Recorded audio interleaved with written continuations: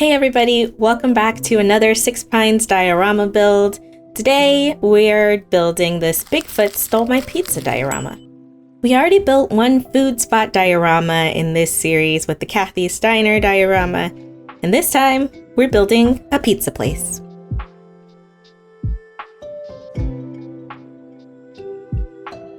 So let's get started. The first thing that I'm gonna do is make a pattern. I thought I'd show you guys this time a little bit of what it's like. I make it in Photoshop and then I print it out. This gives me a guide for all of the pieces that I'm gonna cut out.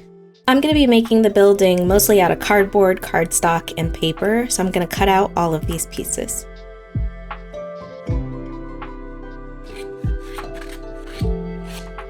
I just cut them out roughly for now because I'm gonna glue them down to some cardboard. This is my guide to show me how everything is supposed to look at the end. And I'm gonna do all of the pieces in layers so that there's more dimension and it doesn't look flat like this 2D image. So the first part I'm gonna need is this one, and this is gonna be the base for the entire building. I'm actually gonna change this pattern a little bit and add some little cross marks, which I'll go back and change in Photoshop for the downloadable. But I need to make sure that I cut out this area because this is going to be where the windows are. For this main shell of the building, I'm using some cardboard that's about 1 millimeter thick.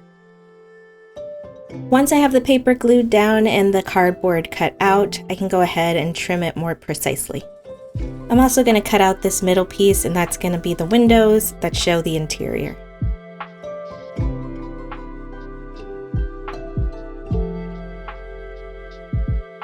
Now I'm going to score along the edges and then fold the sides of the cardboard back.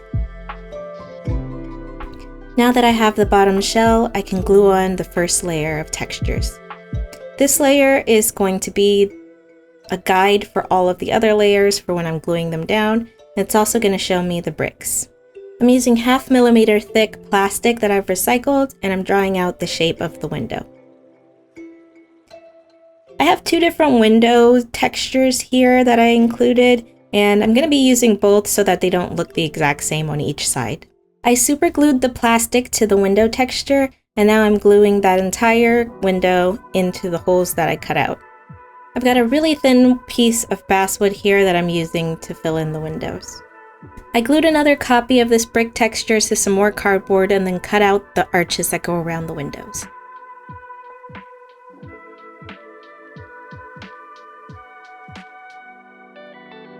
Now I'm going to be adding individual bricks to give it a little more texture so it's not flat and two-dimensional. These bricks are literally microscopic, but I think that it's worth it even though it's kind of a hassle because of the texture it gives.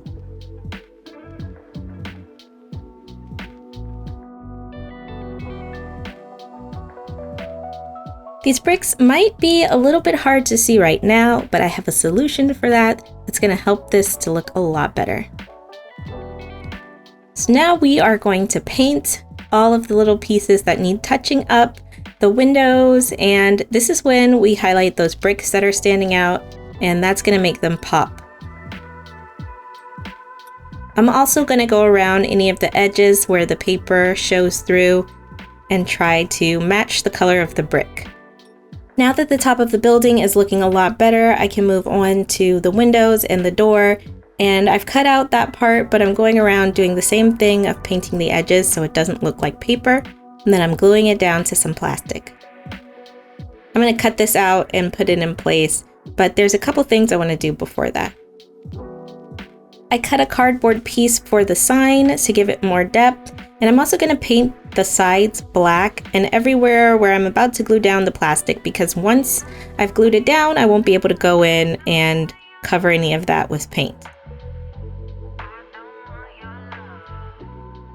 I cut out and folded up the piece that's going to be the inside, which is basically just half of a box, and I'm going to go ahead and paint that black so that it doesn't stand out, and it should look like just a void where the lights are off inside the building.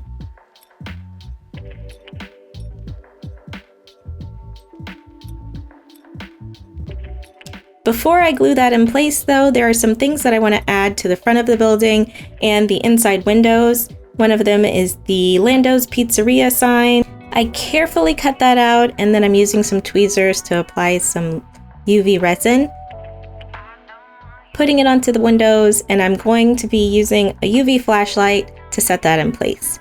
I didn't want to use super glue to glue them because it has a tendency to leave this white haze around the edges of the thing that it glued, as you can see on some of the parts of the window where I actually used super glue. And since I didn't want that to happen, I decided to use UV resin instead. Now I can go ahead and glue in the back part of the building, and the building is mostly done, so I'm going to set it to the side and start working on sculpting the figures. I'm using 24 gauge galvanized steel wire that I got from Home Depot for the armatures for each of these little figures. I covered the armatures in super glue and let that dry to help the clay stick to the wire. It's a good time to mention, for those of you who've been following the series, that this is the first build that I'm building in a different scale. In this build, I'm doing 1/75th scale when I usually do 1/150th scale, so this is about exactly twice as big. I wanted to switch the size of the scales for these close-up little scenes that I've planned. I have a whole bunch of these planned for the future, and I think they work better since they're going to be more focused on the people living in town if they're a little bit bigger and easier to see.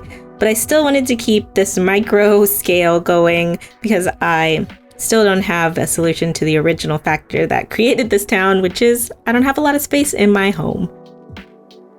I did a video a while back for you guys on calculating scale, and if you are interested in seeing more of those like educational type videos from me, let me know in the comments. I sculpted a whole Bigfoot model here, and then I realized I didn't like the pose that he was in, so I went in and changed all of it, and I feel like he looks more Bigfooty, although he does kind of look like something from Dr. Seuss as well.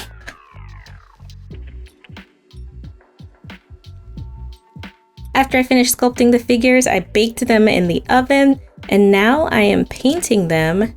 Here's another look at the size that they are. It's a little easier to see when it's more zoomed out. So I don't have the skills yet to do a lot of details when I'm sculpting at this size, but I am getting better at it. So I'm glad that these dioramas are helping me with my sculpting skills. I'm giving our delivery driver a pretty basic outfit of a white t-shirt over a gray t-shirt with some khaki pants. At first he had a McDonald's colored hat, but then I decided I didn't like it yellow, so I changed it to white and added in a few more details like his name badge. I didn't want to paint Bigfoot completely black because I felt like that was a little bit boring. So I'm giving him kind of a wolf's coloring. He has a brown color for the base, and then over that I'm doing darker brown. And I'm going to go back in and dry brush in some highlights on the top of him.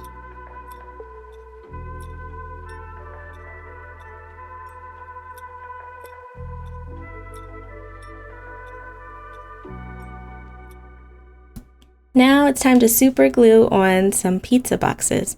This guy was delivering a load of large pizzas, so he's got a stack in each hand, and I used some of the cardboard that I used to create the building and cut that into squares for the boxes. I printed out some pizza box covers that I made in Canva, and I'm painting the outside of the boxes with some acrylic paint, and then I'm gonna glue those pizza box tops onto it. After I had finished painting these and was working on another part of the build, I thought it would be really cool if there was a pizza box that was open and had a little pizza inside. Making food at this scale, I think, would be an interesting challenge, so I'm going to see if I can do that in a future build. Maybe in the next one. Let me know what you guys think. The pizza boxes were mostly done. I gave the same treatment to the boxes that Bigfoot is holding as he dashes away. And now I can move on to adding some more of the finishing touches to the outside of the building. Lando's Pizzeria, like all of the best pizza places, has been here for forever, and the owners basically got this place because it was cheap to rent, so you know the pizza in here is good. So I'm adding a little bit of dirt and weathering to the outside of the building because that's what you're going to get when you're in the city. And once I'm done with that, I'm going to start on the base. I'm cutting out a piece of cardboard that's going to act as the sidewalk. I'm going to be using a piece of foam board for the base of the model. I'm covering it with a layer of wood glue in the area where the street is going to be, and then I'm going to spread some sawdust all over it. This is a method that I'm using because I like the texture that this gives me, and I just stumbled across this by trial and error, but I really like how it looks once it's painted, so I'm going to stick with doing it. The other benefit is that the wood glue dries pretty quickly, so I can move on to painting without having to wait a long time. Now I'm painting the street with a gray acrylic paint. And I'm painting the sidewalk with a lighter gray color, and I'm intentionally leaving some streaks so that it can look more like concrete. I'm going to paint the edges of this diorama base with black acrylic paint, and this is just foam board, so it has a little bit of texture to it because it's foam, but I am thinking of switching over to some kind of wood because I think it looks a lot more complete and professional. But we'll see because I don't have any way to cut the wood as it stands, so I don't know. Now I'm adding in some more details to the sidewalk and the street by splashing them with some acrylic paint using my paintbrush, and I'm going to super glue the building in place. I'm using a gray colored pencil to add in the lip of the sidewalk, and it looks pretty good, so I'm going to go ahead and add in the figures. There's still something missing, so I went in and added some more sawdust around the edges of the sidewalk and the street and the building, and I put some static grass into some places with some glue, but I didn't use my static grass applicator for it. I just held them in place until the glue started to dry and then let them go. Story time! Lando's Pizzeria is a fixture in Six Pines. It's been here for so long, since the town started, and they got an order, a big order for something like 16 large pizzas. But of course, the delivery driver encountered the legendary Bigfoot, who stole a couple pizzas and then dashed away. Try explaining that to your customers. I mean, what are you really gonna say? Like, yeah, Bigfoot stole your pizza. I mean, come on guys, what are we doing? It sounds to me like they just didn't want to break their 15 minutes or less rule and have to give out free pizzas. But what do you think? Shout out to Inez E, KNZ, Grouchy Old Man, Fatal Gift, Pat M, Suki T, Lizzie B, Ryan R, Cheryl R, Julia SD, Fred C, Isaac W, Lori R, Gabriel K, and Awkward Burp. Thanks for watching. I'll see you guys in the next video.